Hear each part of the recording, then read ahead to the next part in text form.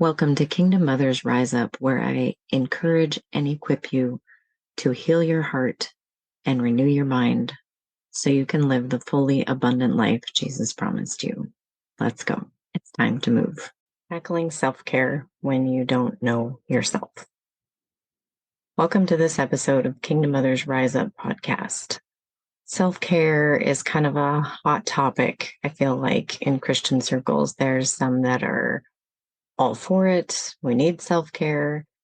Put the oxygen mask on first. And then there's the camp of self-care is me time and selfish and your focus is in the wrong place and all of that. So I'm not sure where you fall. I fall in the camp.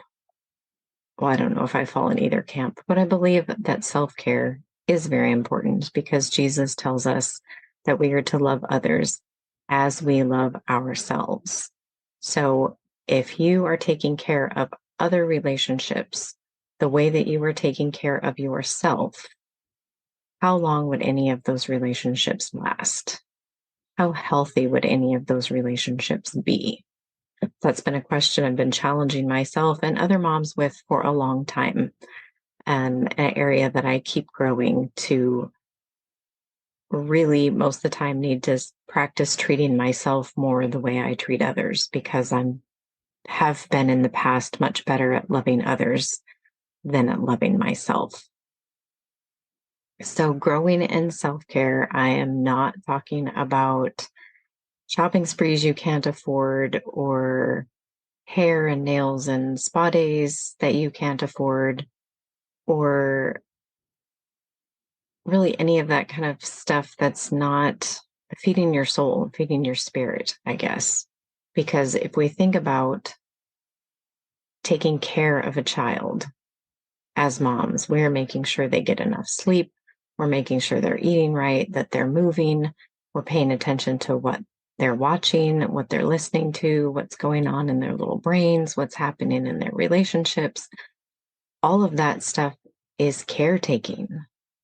So that's what self-care is. We're doing that for ourselves. We are paying attention to what we're thinking and what we're consuming and how we're using our time, how we're caring for our body, this temple of the Lord that He has given us, mental, spiritual, emotional, nutritional, relational, like we are caretaking ourselves is what I believe true self-care is. And I believe it's so important because if we are not taking care of ourselves, if we are not caretaking our mind, body, our soul, we can't show up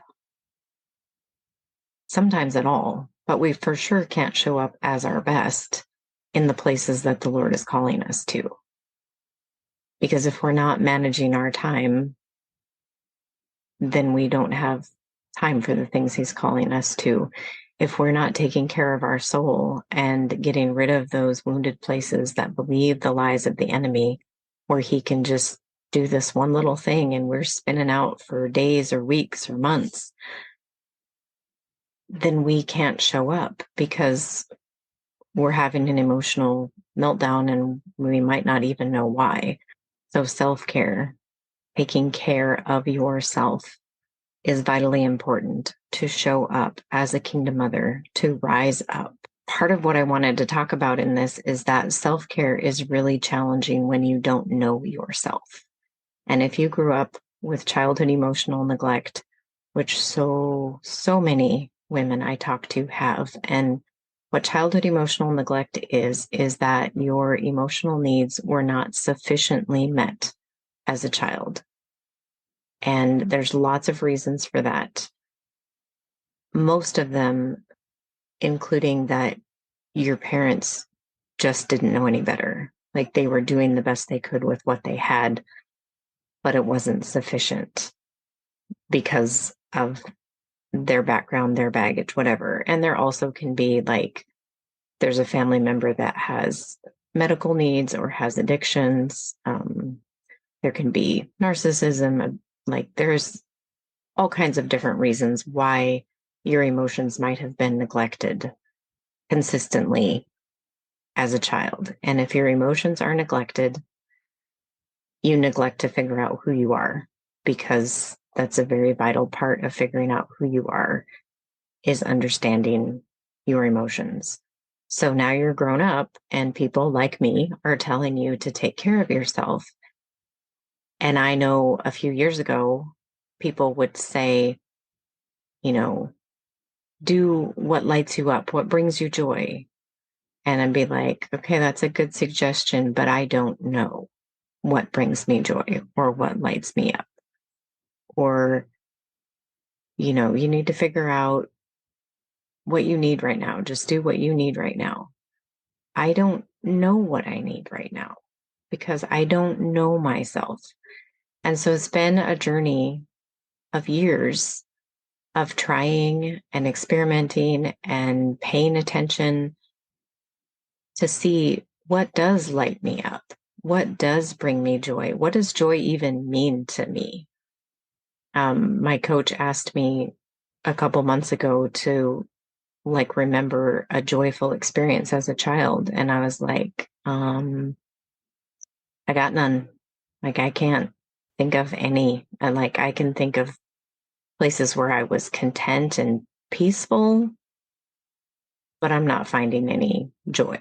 And that's not to say there was nothing happy in my childhood. Joy just wasn't an emotion that I understood or connected with. So that's a journey to figure that out and to pay attention to what I need. Well, that's a journey too, because I grew up paying attention to what other people needed to try and keep them happy so that I stayed out of trouble. Trouble was just anybody being upset with me. I didn't ever want anybody upset with me for any reason. It just terrified me. The Lord has brought a lot of healing there, and I'm able to mature and see that people are going to be unhappy with me, even when I do everything right. And I don't do everything right. So for sure, people are going to be upset with me at times. And that's okay, because a lot of it is about what's going on in them. And when it's not, then it's an opportunity for me to humble myself and build a relationship and apologize and fix whatever needs to be fixed there. And a big part of getting to know yourself is being in community where you can get feedback from people and you can try things with people to see, it's these really deep conversations that light me up, or it's playing a game and laughing. It's spending time with my adult kids and playing games with them and watching them interact with each other and be friends. And so it's starting to build a list of these are things that build me joy, that refresh me, getting my bare feet in the grass. Love it. I just totally crave it. And I didn't figure that out until just a few years ago. And having fresh flowers in the house. It's only been the last year that I started buying flowers for myself because I like having them in the house, especially in the dark winter time up here in Alaska. And my coach recently, after working with me for a few months, been coaching and doing a lot of healing and less coaching because that's what I've needed. And she's like, okay, so here's the pattern I see. There's two things. I'm like, okay, what is that?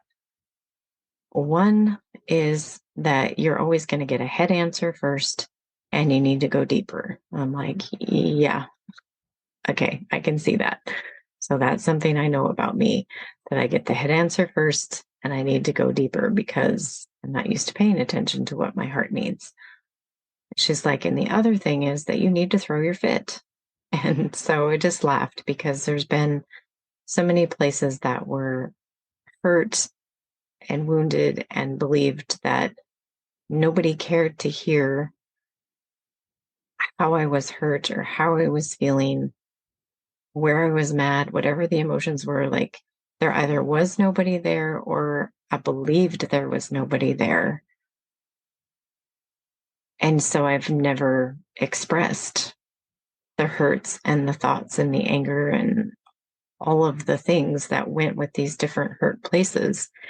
So that was a pattern she saw, that I didn't really get the breakthrough and didn't receive from the Lord what he was wanting to give me until I threw my fit and told him everything so that I was finally heard in that place. find safe people who can help you get to know yourself. Your parents and your siblings and a good friend group ideally helped you get to know yourself growing up. But if they were dysfunctional, if they were unhealthy, if they were emotionally neglected themselves, they didn't know how to do that for you. So now you need new moms and dads, siblings and friends, which ideally are part of the body of Christ, these healthy, safe people, to give you that feedback of, oh, I see you're really good at this, or I see that you think this way. I see that this is how you process things. And then you can take that information and use it so that you can take better care of yourself, because you'll know, like, oh, when this starts to happen, that means I have overscheduled myself, or I have, overcommitted, or I forgot to eat again, or, whatever it is. But you can start to pay attention and then use that information to better take care of yourself. So if you would like to be on a journey to get to know yourself better, heart doodling with Jesus is a great way to do that.